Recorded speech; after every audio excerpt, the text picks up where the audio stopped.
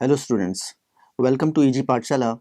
I am Farhan Jalis Ahmed from Hamdard University, and today we are going to discuss about introduction of microspheres.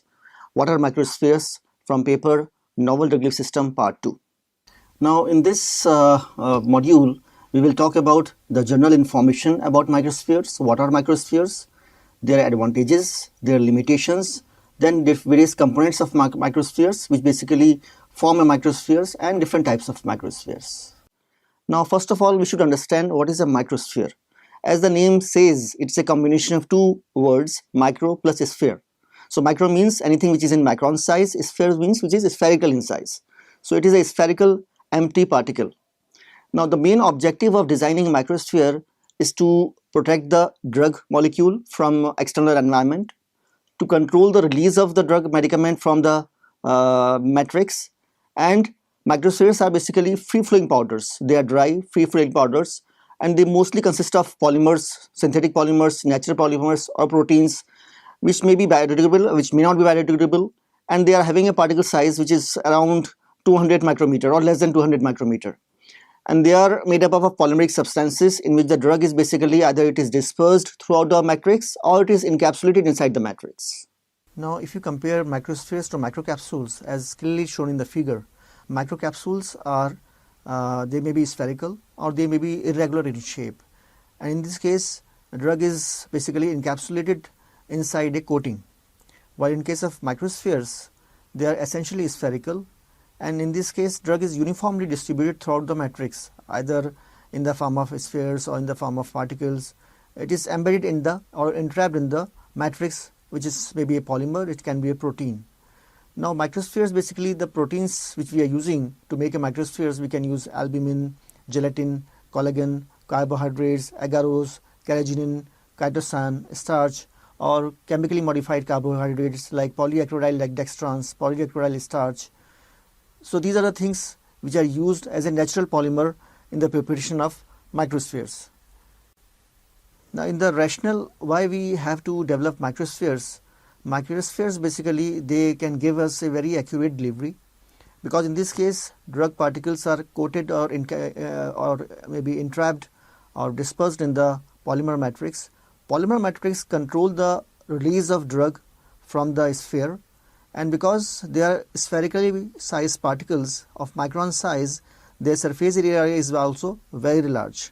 Now if you have monomer dispersed particles, the release rate will be very accurate as per the desire or as per the control by a scientist.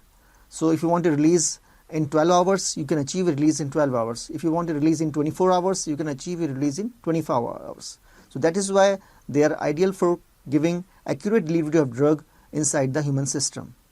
Then second advantage or rationale is that they provide a very good protection. The drug molecules which are sensitive in nature, they may be sensitive to atmospheric oxygen, they can be sensitive to acidic environment of stomach, they can be sensitive to enteric or alkaline environment of intestine.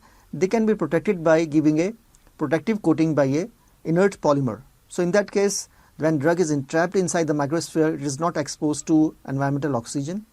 It will not come in contact with the acidic media of stomach. It will also not come in contact with if it is coated with the enteric polymer alkaline media of small intestine. So this type of protection we can give by designing a microsphere.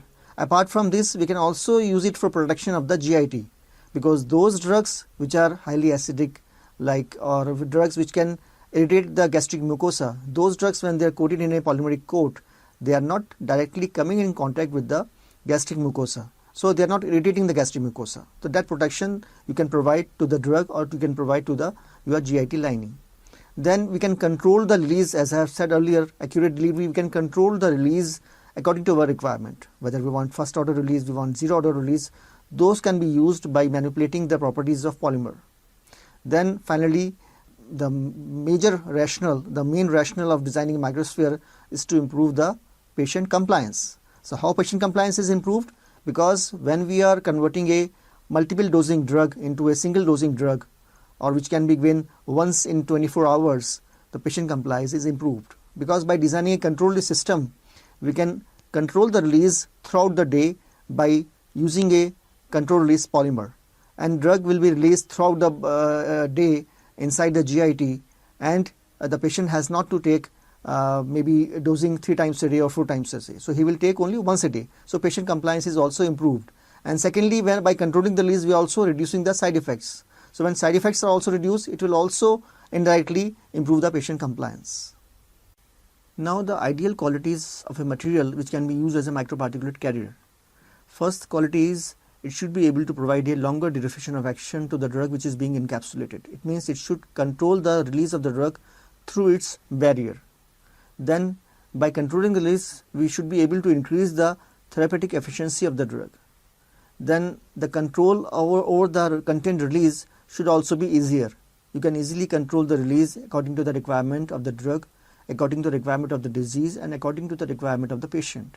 Then drug should also be protected against the atmospheric oxygen, it should be protected against the acidic environment, it should be protected against the alkaline environment, wherever the drug is sensitive to get degraded. Then it should also be possible that we can reduce the toxicity.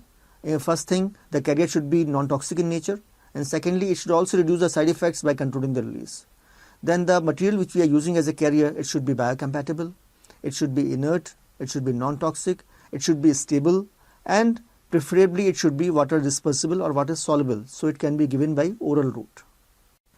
Now in the figure you can see different types of polymers which can be used for the delivery of or for the design of microspheres. These polymers can be classified as synthetic polymers or natural polymers.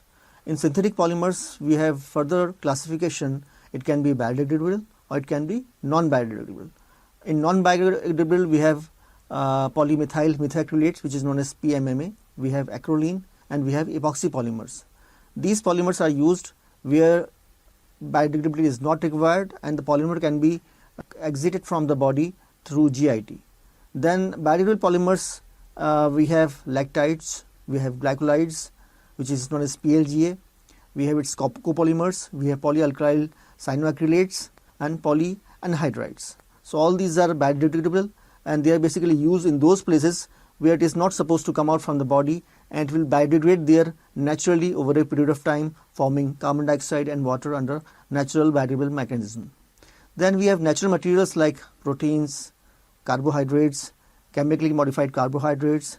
Amongst proteins we have albumin, gelatin and collagen. In carbohydrates we have starch agarose, we have carrageenan and chitosan. And in chemically modified carbohydrates we have the example of polyacyryl dextran and polyacyryl starch. So all these natural polymers are also very commonly used. The difference between natural material and synthetic material obviously is natural materials is from natural origin and synthetic material is from polymeric origin. But the mainly in some places we are using natural polymers, but if you want a proper control release of the drug from the microspheres, then mostly we are using synthetic polymers. Now let's talk about different types of microspheres. The first class which comes under microspheres are types of biodiversity microspheres. These types of microspheres show a prolonged residence time at the site of action and causes close contact with the absorption site and produces improved therapeutic action. They are prepared by using bioadhesive polymers, and bioadhesive polymers by different mechanisms they can adhere to the biological membrane, and by adhering to the biological membrane they slow down their eviction or their emptying from the site of release. So when they stay there on the site of release, there they release the drug and drug will be absorbed from the site of absorption. So bioadhesive microspheres are used basically where drug is supposed to be absorbed from a specific site, either because of absorption or because of protection. Then we have second class is magnetic microspheres. Magnetic microspheres are supramolecular magnetic particles that are small size, micron size, to circulate through the capillaries without causing any embolic occlusion. So it means their size has to be less than 5 micron. But they are adequately susceptible, they are ferromagnetic in nature, and they can be taken into microvessels and then hold into the adjoining tissues by applying an external magnetic field of about 0.5 to 0.8 Tesla. So these magnetic field can be applied externally by placing a magnet over the skin, and the microparticles will be attracted towards the magnetic site, and there they will be accumulated. So we can have site specific delivery by using these magnetic microspheres. Now let's talk about different types of microspheres. Microspheres can be of depending upon their physical properties, they can be floating microspheres, they can be radioactive microspheres, there are polymeric microspheres.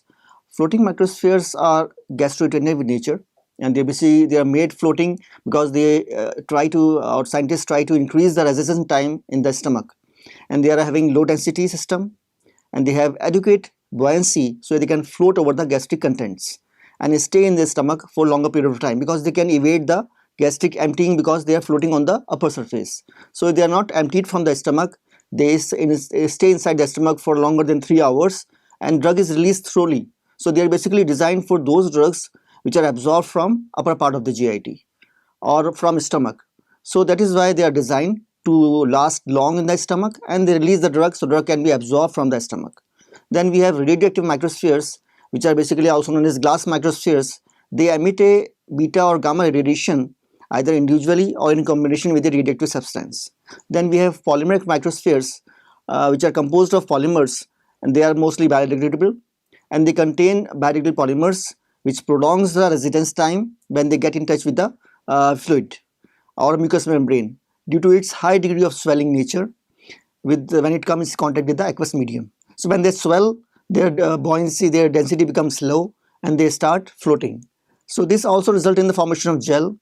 The concentration of polymer in the microsphere, it basically responsible for the control rate and amount of the drug which is released, which is also constant from the matrix.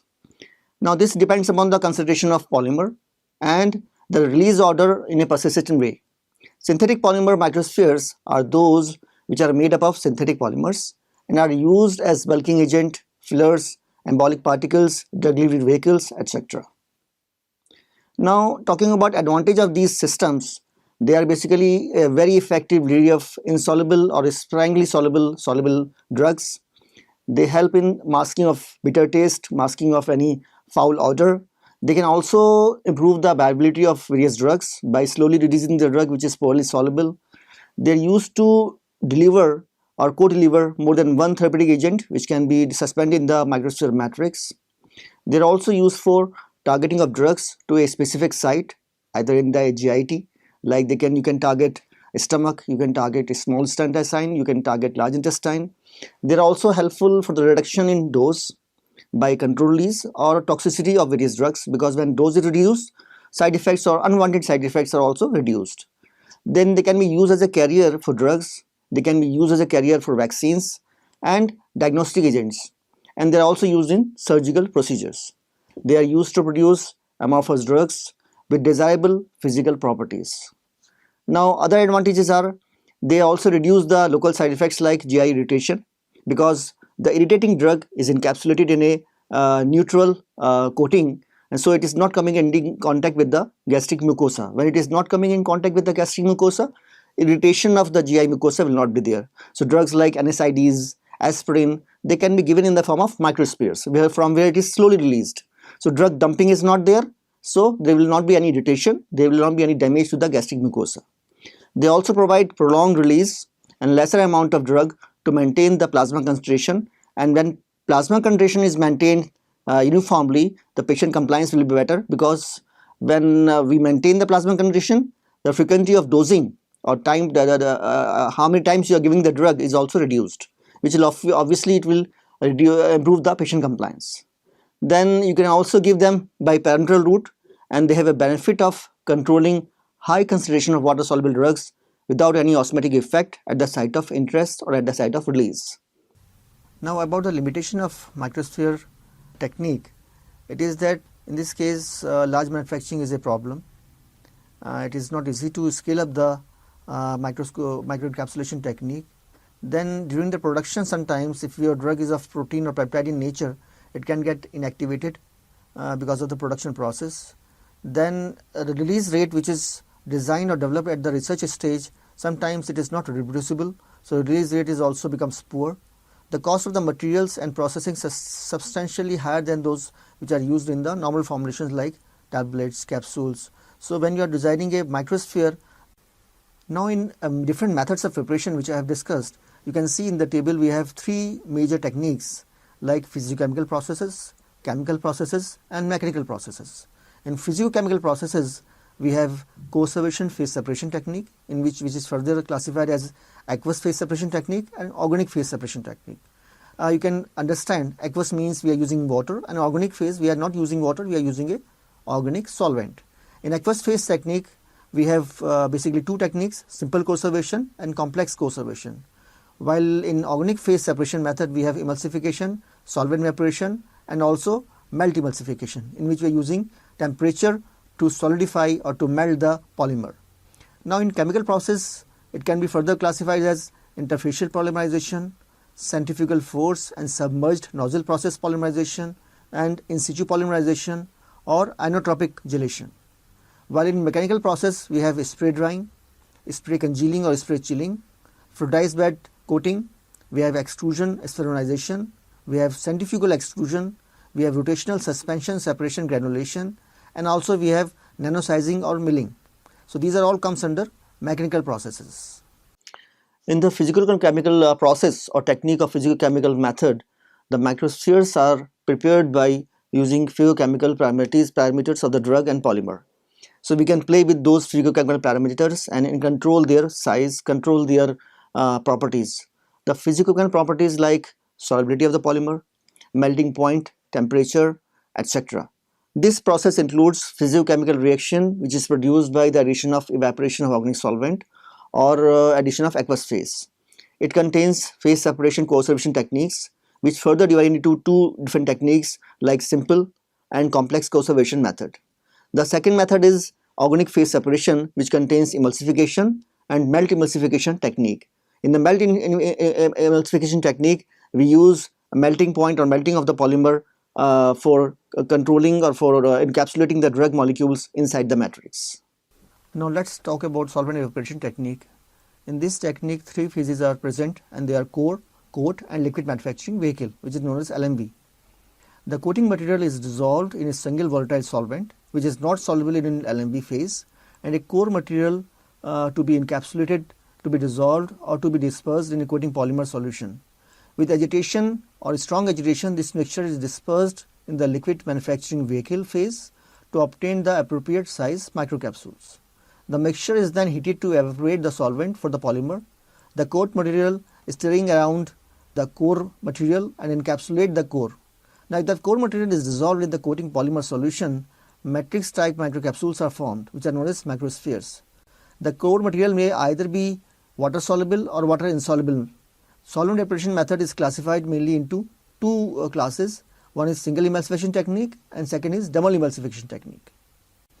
Now in single emulsification technique, like when we are preparing water and emulsion, water and oil emulsification process was developed for the encapsulation of highly water soluble drugs.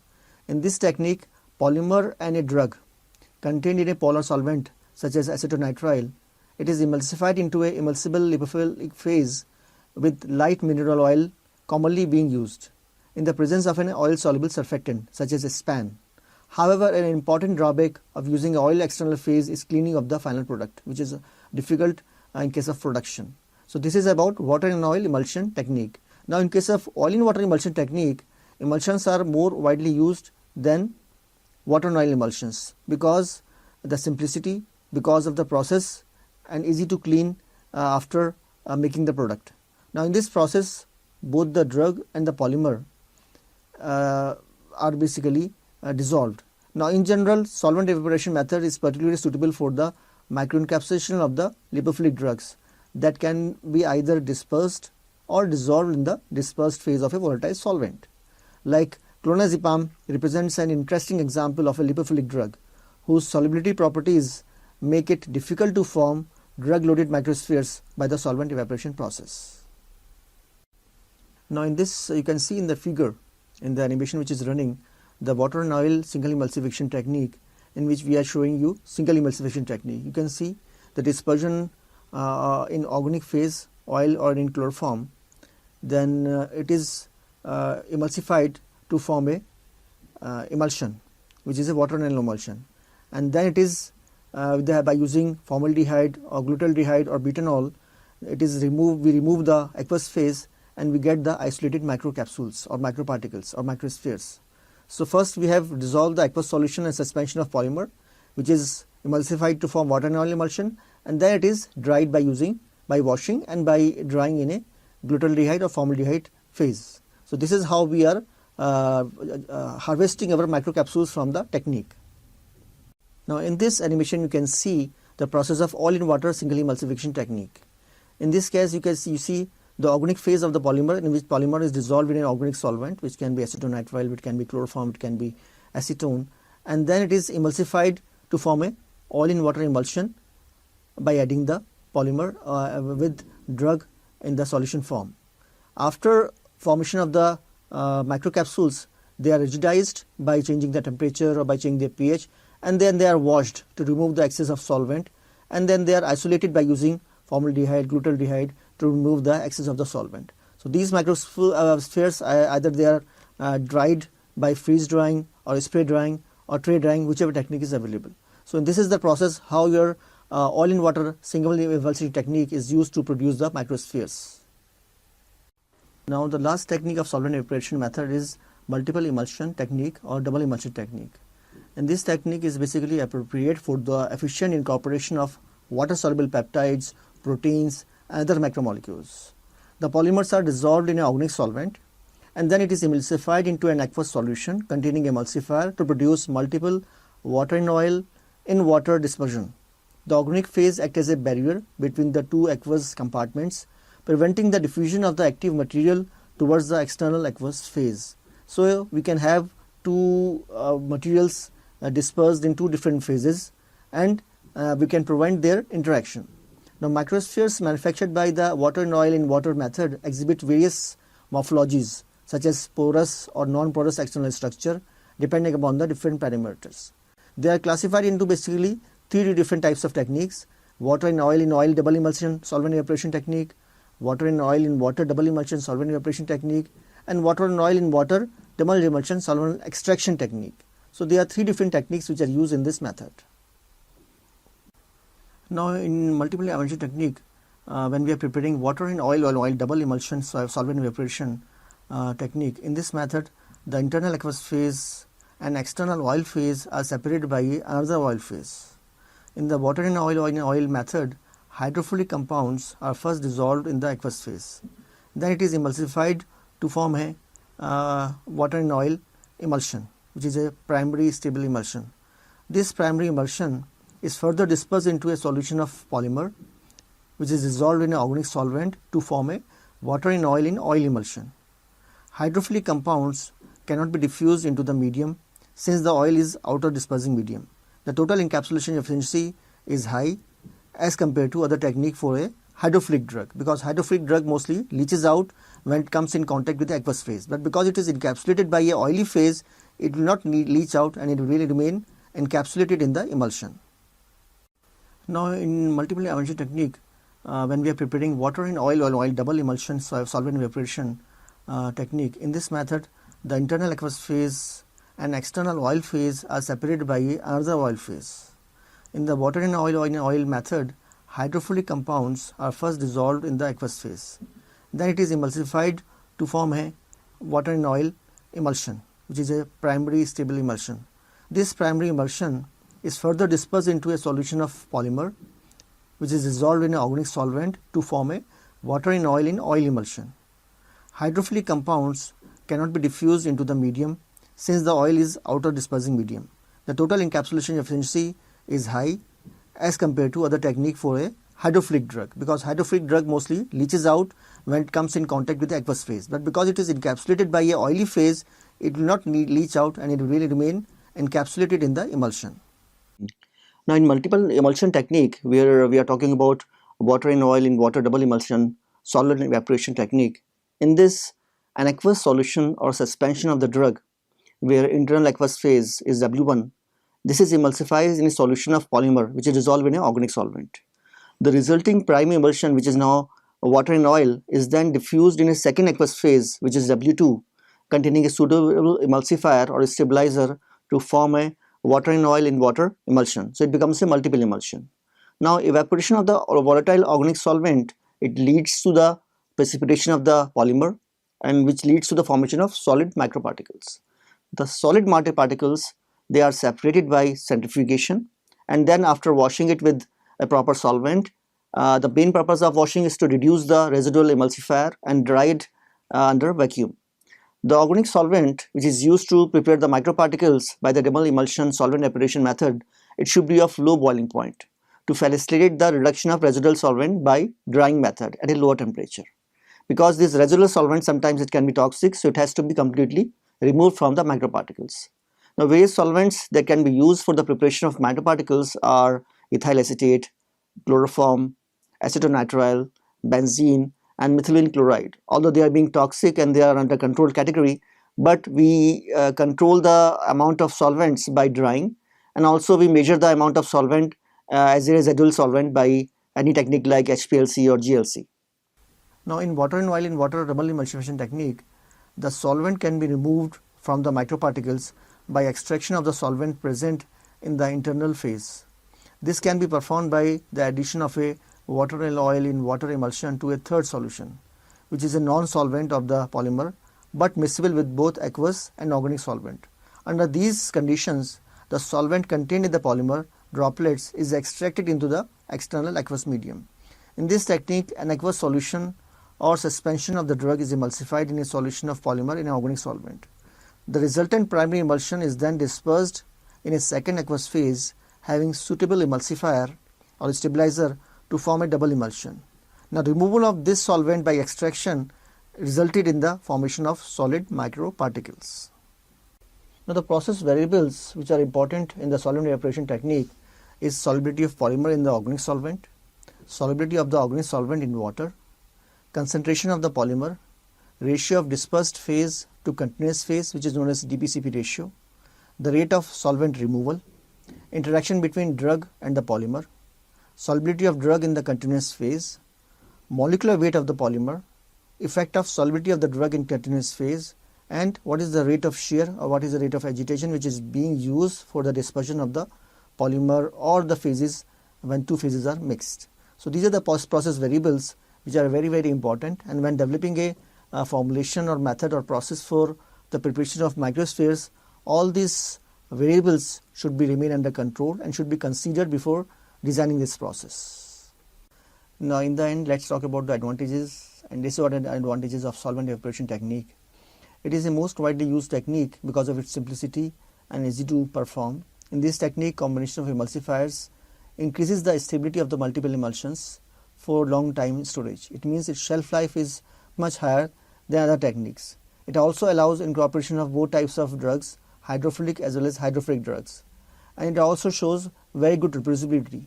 It is very easy handle. Now disadvantage which as there are, preparation needs to be shaken well before use because sometimes it is not properly distributed. A measuring device is required for the administration.